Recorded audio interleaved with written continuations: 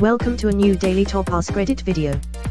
Today's topic: married couples or long-term daters, what is the one thing that your partner does that drives you up the wall? Been married for 38 years and I still love her dearly. But she'll be late to her own funeral. My grandfather was like that, and we joked about being late for his own funeral, so when he died, we had his coffin brought in after everyone arrived and started looking around in confusion. Some thought it was tacky and disrespectful, but most thought it was hilarious and perfect.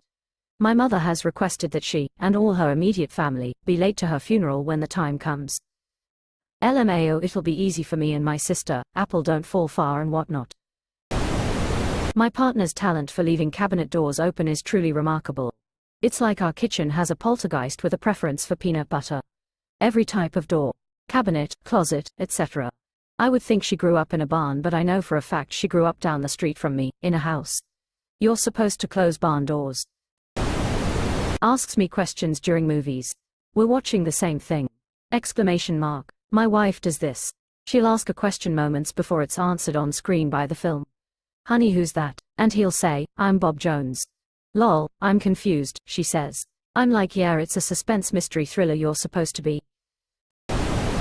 Putting intact, not broken down, cardboard boxes in the recycling bin. Babe, the bin is full again. I go look, and there's 3 Amazon boxes in it. Madness. Straight to jail, straight away, no trial, no nothing. My wife is a heel striker, meanwhile I constantly give her heart attacks because you can't hear me walk around the house, lol. Same. My wife is 5 feet 1 inch and maybe 105. When I hear her clomping around the house, I tell her to dismount and give that horse a rest. My wife is 5 feet tall, 105 pounds and sounds like a damn professional strongman marching around the house. Don't even get me started about her waking up before me. I swear she's intentionally making a ton of noise so I wake up and make coffee. Is your wife my upstairs neighbor? My wife puts herself down a lot. I hear her say, I'm so stupid, at least 3 times a day, just because she made a minor mistake. I've got to the point where I'll walk over to her, grab her face, gently, and say, you're literally fucking brilliant. Stop talking about yourself like that. If she continues the behavior, I play that Snoop Dogg song called Affirmation Song on 100% volume. She used to down talk herself every hour. Now it's down to 2 to 3 times a day. Nobody talks about my wife like that, not even my wife. Thank you for being her personal cheerleader. You're clearly helping her change her mindset, and that is an amazingly wonderful thing. Growing heart. My wife has to add details unimportant to the point she's trying to make. It's like reading Lord of the Rings but stopping every time a name is brought up and going back to the family tree pages to see the entire genealogy before going back to the story. So it's just like Lord of the Rings. Tom's chips likes he's actively trying to make as much noise as possible. My wife makes me eat chips outside or only when she is not home. Even trying to be quiet, she still gets annoyed. But her favorite videos are watching the porcupine at the zoo eat dried corn on the cob. Makes no sense. To be fair, she married a human rather than a raccoon at the zoo. Likely for several reasons, but one is probably the expectation that the human wouldn't eat like an animal. My wife is speaking for every waking moment of her life, making it impossible for me to concentrate with her around. She is the sweetest woman ever, takes fantastic care of our children, she just talks so much. I hate to break it to you, but I think we're married to the same woman. I'd tell her, but I can't get a word in to let her know. And I think that woman might be my former college roommate. She was the sweetest girl ever, but she talks so much. At first I was really put off by it, but then as the year went on, I realized how much she did for her friends, her classmates, as fellow roommates, and it was like a spell was cast and I could overlook her never-ending talking, so much that we watched an entire season of The Bachelor together. I hate that show. We even took a step aerobics class on campus together that resulted in us walking to campus twice a week as we were both really into fitness. I never really got a word in, but I was just genuinely surprised at how nice this girl was. It was weird, but in a good way. My husband can talk like this, sometimes it sounds like he's just talking to himself out loud, like does he expect me to actively listen to his monologue? Sometimes I'll say let's be quiet for 1 hour. It actually works for us and I say it in a nice way. He gets a bit gruffy about it, but he gets that I need more quiet time than he does. I once said to my mom while she was monologue, why, you really never stop talking, don't you? It did not end well.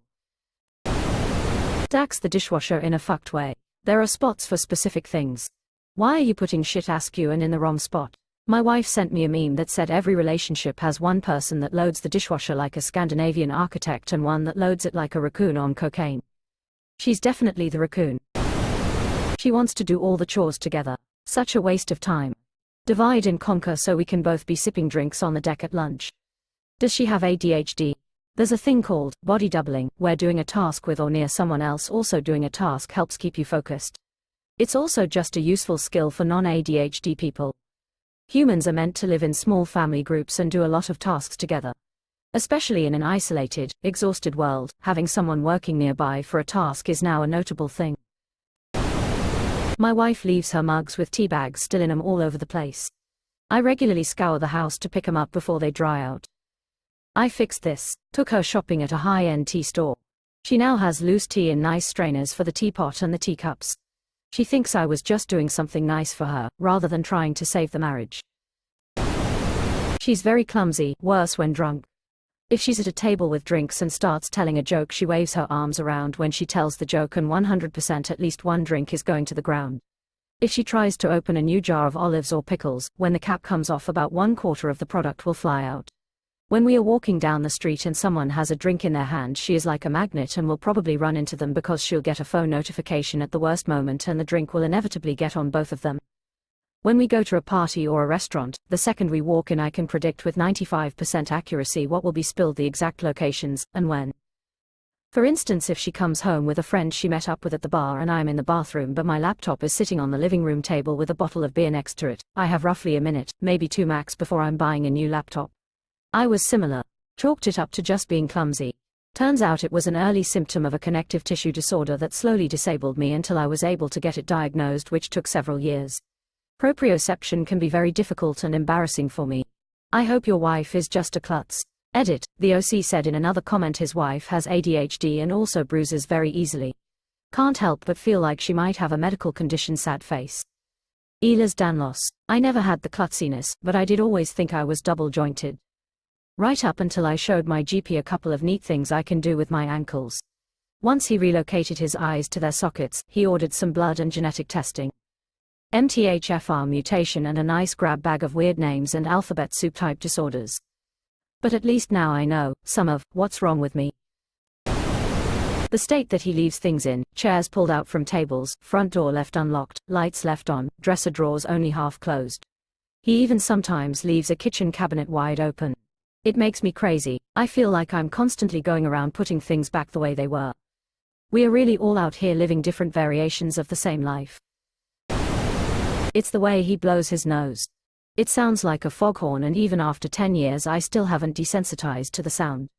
If we were lost at sea I wouldn't worry because all he would have to do is blow it a few times, we'd be rescued. At least he blows it. My husband will sniffle until I demand he blows his nose.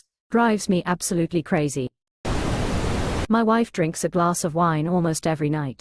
At the end of the evening she leaves the wine glass sitting not in the sink but on the edge of the sink.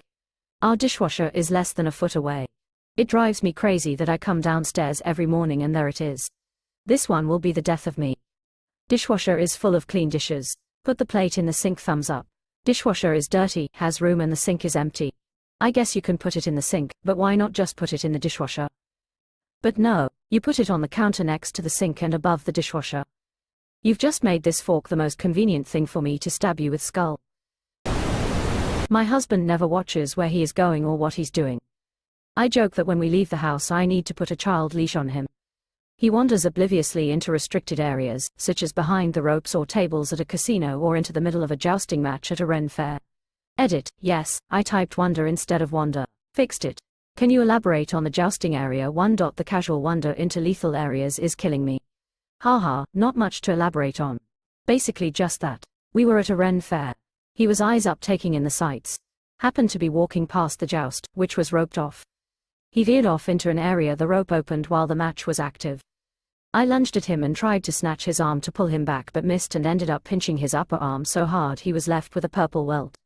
Got his attention though. Honestly, the habit doesn't drive me crazy, per se. It's normally funny and we joke about it, but getting followed by casino security because he kept wandering behind dealer tables was a bit nerve-wracking. Edit, yes, it's wander. Not op, but I used to joust. People have a way too Disney feed view of animals and will do staggeringly stupid stuff to get a better view. We had a double barrier around the field.